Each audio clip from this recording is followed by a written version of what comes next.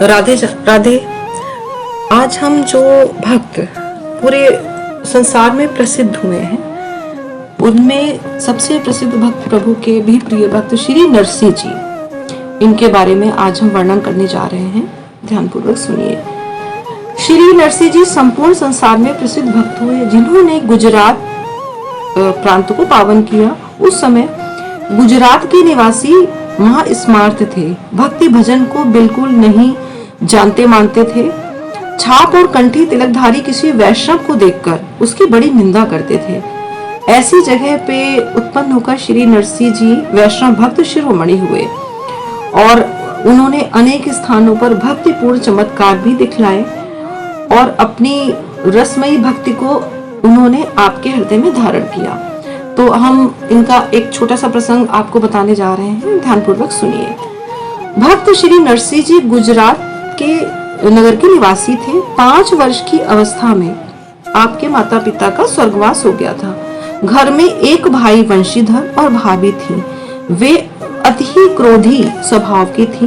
किसी दिन आप इधर उधर घूम फिरकर आए और भाभी से पीने के लिए जल मांगा। वे मन ही मन जल भुन गई और बोली, तुम बड़ी भारी कमाई करके आए हो ना, इसीलिए तुम्हें जल पिलाए बिना कैसे काम चलेगा, अपने आप जल लाकर पियो। भाभी ने जब इस प्रकार का जवाब दिया तो घोर अपमान का अनुभव करके श्री नरसिंह जी बिना जल पिए ही घर से निकल चले और जंगल में जाकर एक शिवजी के मंदिर पर पड़ गए। मानो आपने शिव की शरण में जाकर अपना दुख बताया और स्थिर होकर आपने शिव का ध्यान किया। श्री शंकर जी के मंदिर पर बिना कुछ खाए पिए पड़े पड़े 7 दिन बीत गए।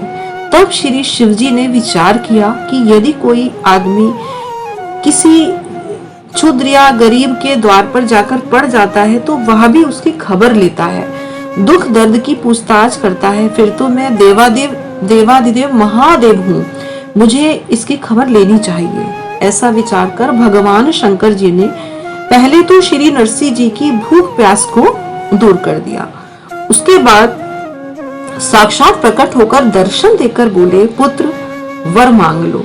श्री नरसिंह जी ने कहा, प्रभु मैं वर मांगना नहीं जानता हूँ, फिर भी यदि आप देना चाहते हैं तो सोच समझकर वह वस्तु दीजिए जो आपको सबसे अधिक प्यारी है।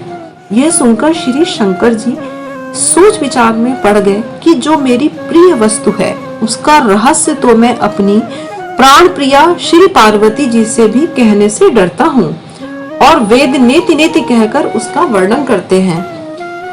अब यदि इसे अपनी प्रिय वस्तु नहीं देता हूँ तो मेरा वर मांगो यह बोलना झूठ पड़ जाएगा। ऐसा विचार कर श्री शंकर जी ने उन्हें अपना सा श्री कृष्ण प्रेम प्रदान किया और श्री नरसिंह जी को सुंदर सखी स्वरूप प्रदान कर स्वयं भी त्रिलोचना सखी रूप धारण कर साथ साथ नित्य श्री वृंदावन धाम में आए। वहां दिव्य बहुमूल्यवान अनेक प्रकार की मणियों से जड़े हुए रास मंडल पर अगणित ब्रज गोपियों के मध्य बीच में श्री राधा श्याम सुंदर का दिव्य दर्शन श्री शिवजी ने श्री नरसिंह जी को कराया।